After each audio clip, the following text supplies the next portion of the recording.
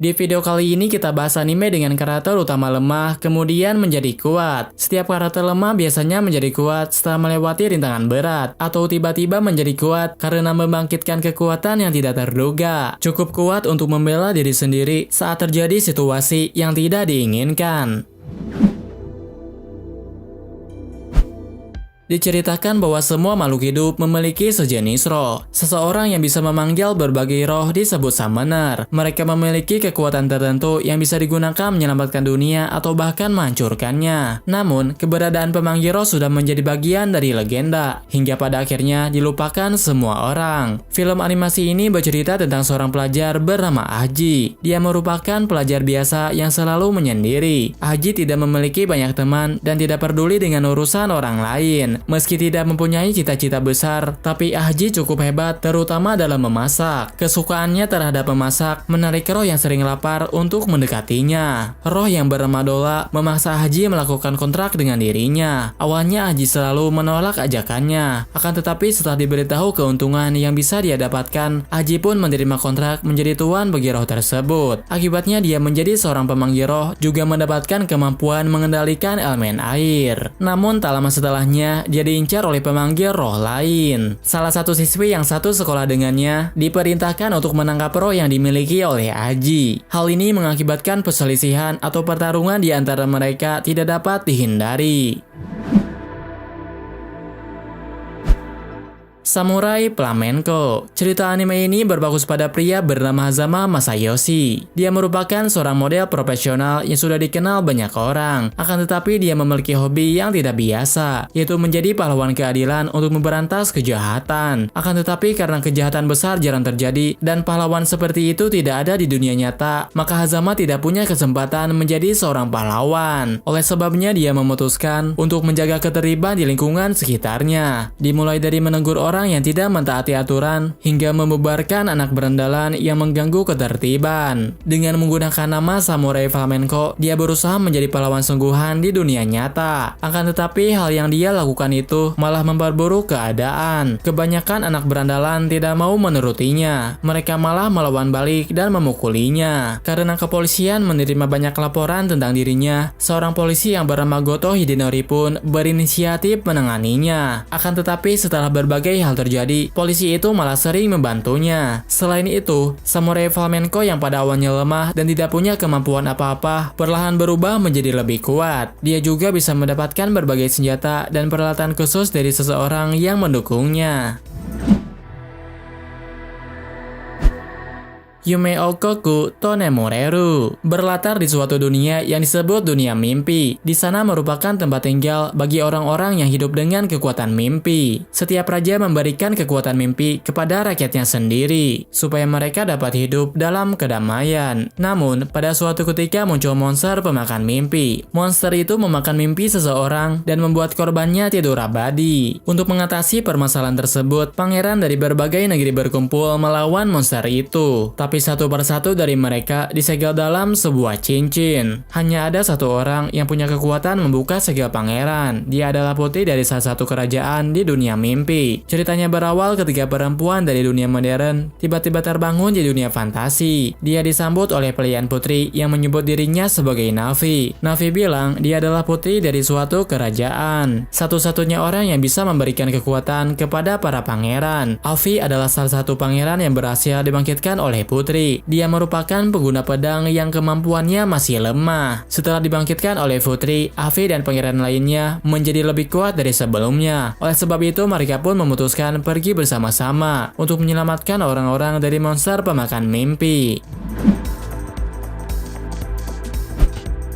Sakugan. Ceritanya berlangsung di sebuah tempat yang bernama Underworld, dunia tertutup yang tidak pernah disinari cahaya matahari, mengisahkan petualangan ayah dan anaknya yang menjelajahi labirin berbahaya. Sebelum menjadi seorang petualang, Gaganber sangat menantang anaknya untuk pergi menjelajah, sedangkan anaknya yang bernama Memenpo ingin segera pergi meninggalkan koloni. Dia ingin pergi ke suatu tempat yang belum pernah terjamah orang-orang. Memenpo merupakan anak cerdas yang bisa menyelesaikan pendidikan di di usia muda. Dia bisa mencari uang sendiri tanpa perlu membebani orang tuanya. Meski begitu, tapi usianya masih sangat muda, sehingga Gagamber tidak mengizinkannya untuk pergi menjelajah. Meski tidak mendapatkan izin dari ayahnya, Memenpo masih memiliki keinginan kuat untuk mewujudkan impiannya, sehingga pada akhirnya ayahnya memutuskan untuk berpetualang dengan dirinya. Ketika wilayah koloni diserang monster, Gagamber mulai mengendalikan mesin penjelajah yang dia miliki. Ternyata dia cukup mahir mengendalikannya. Sedangkan Memenpo dengan kejeniusannya dapat memberikan berbagai arahan yang sangat berguna, berpotensi untuk menjadi seorang penjelajah yang kuat. Magatsu Warhead. Ketika pergerakan makhluk mutasi semakin aktif, sejumlah besar senjata api mulai menyebar di berbagai wilayah. Hal ini menyebabkan naiknya angka penyelundupan dan angka kejahatan. Bercerita tentang pria bernama Inumel dan Leo Kadio. Inumel merupakan seorang kurir, sedangkan Leo merupakan prajurit yang baru saja masuk menjadi tentara kekaisaran. Di hari pertamanya bekerja, Leo sempat membantu kurir yang kesulitan memasukkan barang. Meskipun punya niatan yang cukup baik, tapi bantuan darinya membawakan masalah untuk kurir tersebut. Barang yang dia masukkan itu merupakan barang penyelundupan. Hal ini memicu masalah yang sangat besar. Meskipun tidak bersalah, tapi Inumel harus ditahan oleh pihak kepolisian. Organisasi penyelundupan juga tidak bisa membiarkannya begitu saja. Mereka akan merebut barang penyelundupan sekaligus menyelamatkan kurir tersebut. Tentara kekaisaran ditugaskan untuk mengatasi mereka. Inumel dan Leo bertemu di medan pertempuran. Sebagai anggota baru, Leo harus berjuang saat menghadapi organisasi itu. Sedangkan Inumel yang tidak tahu apa-apa mengharuskannya untuk berubah menjadi lebih kuat, karena dirinya menjadi buronan paling dicari di kekaisaran. Tokyo 24th Ward bercerita tentang pertemanan sekelompok remaja yang berasal dari kalangan berbeda. Mereka selalu bergaul bersama dan menjalin pertemanan yang baik. Namun, semuanya berubah karena insiden kebakaran menyebabkan seseorang meninggal dunia. Insiden itu membuat kelompok pertemanan bubar dan sebagian dari mereka tidak lagi berteman dengan akrab. Namun, pada suatu ketika, mereka berkumpul di acara mengenang para korban, lalu terlibat dalam situasi berbahaya yang tidak terduga. Shuta dan kedua temannya menerima panggilan dari seseorang. Lalu tiba-tiba saja mereka bisa melihat masa depan di mana temannya yang bernama Sakura Gimari mengalami kecelakaan. Awalnya mereka tidak percaya dengan hal tersebut, tapi semakin lama keadaan di sekelilingnya saling berhubungan dengan gambaran masa depan yang mereka lihat. Ketika sekumpulan orang sedang berdemo, Mari melewati jalur kereta untuk mengejar hewan peliharaannya. Saat ingin menyelamatkannya, Shuta dikejutkan karena tiba-tiba kemampuan fisiknya meningkat pesat. Selain Shuta, teman-temannya juga mengalami hal yang sama, sehingga pada akhirnya mereka bekerja sama untuk menyelamatkan Mari dari kecelakaan.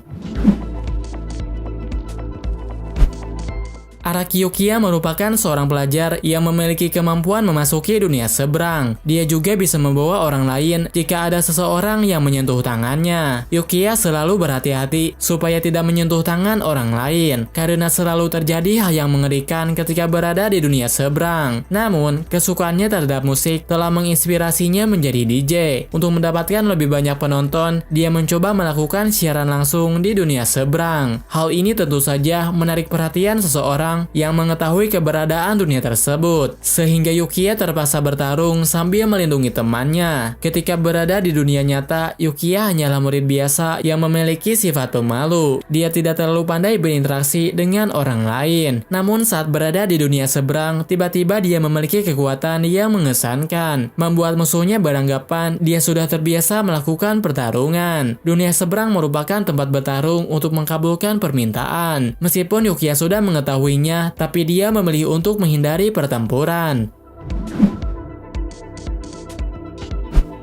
Senyu. Ketika Raja Iblis menyebarkan teror ke seluruh dunia, pahlawan legendaris melakukan perlawanan dan menyegelnya. Akibatnya untuk sementara waktu, semua orang bisa hidup kembali dengan damai. 1000 tahun kemudian, segel yang dibuat pahlawan mulai melemah, dan juga menyebabkan banyak kekacauan. Sang Raja pun memanggil keturunan dari pahlawan untuk mengalahkan Raja Iblis. Dari sekian banyak kandidat, anak laki-laki yang bernama Alba terpilih menjadi perwakilan pahlawan. Bersama para jurid yang bernama Westeros, mereka pun berpetualang untuk menghadapi Raja Iblis. Dalam perjalanan, setiap monster yang dikalahkan dapat meningkatkan kekuatan. Akan tetapi perjalanan yang dia lakukan tidak berjalan dengan lancar. Raja Iblis yang dia temui sangat berbeda dengan Raja Iblis terdahulu. Raja Iblis itu hanyalah perempuan baik yang tidak punya keinginan untuk menguasai dunia. Pada akhirnya, Alba dan prajurit yang menemaninya malah berpihak kepada Raja Iblis. Sedangkan pahlawan lain tetap mengincar Raja Iblis demi mendapatkan imbalan dari Raja. Dari sinilah kisah aneh para pahlawan yang dipenuhi perselisihan pun dimulai.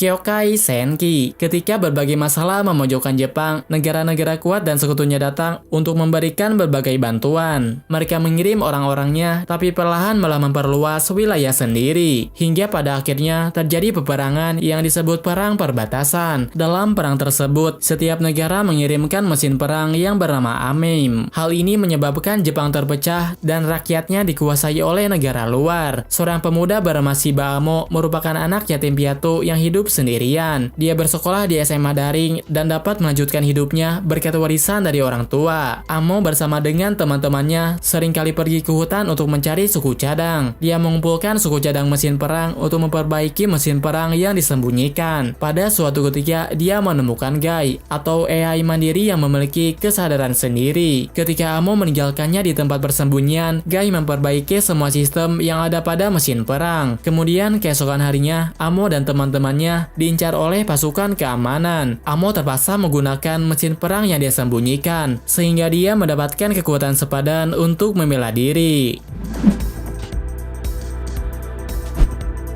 Bakumatsu. Di anime ini terdapat harta karun legendaris yang bisa memberikan kekayaan dan membuat seseorang menguasai dunia. Shinsaku adalah salah satu karakter utama dalam Bakumatsu. Dia bersama temannya datang dari Jepang dengan sejarah yang berbeda. Sebelumnya Shinsaku dan Kogoro menyusup ke dalam kapal untuk mencuri harta tersebut. Shinsaku ingin menghancurkan benda itu supaya tidak ada orang yang menguasai dunia dengan cara mudah. Dia beranggapan jika ingin menguasai dunia maka harus melakukannya dengan usaha sendiri. Akan tetapi rencananya untuk mengambil harta itu tidak berjalan mulus. Mereka ditangkap karena ada seseorang yang mengetahui kedatangannya. Meski sudah ditangkap, tapi Shinsaku tidak menyerah begitu saja. Demi mendapatkan harta tersebut, dia menggunakan bahan peledak di dalam kapal. Dengan begitu mereka berdua pun bisa mendapatkan barang yang mereka inginkan. Tapi semuanya menjadi sia-sia karena seseorang berhasil merebutnya, lalu menggunakan kekuatan dari harta itu untuk kabur dari mereka.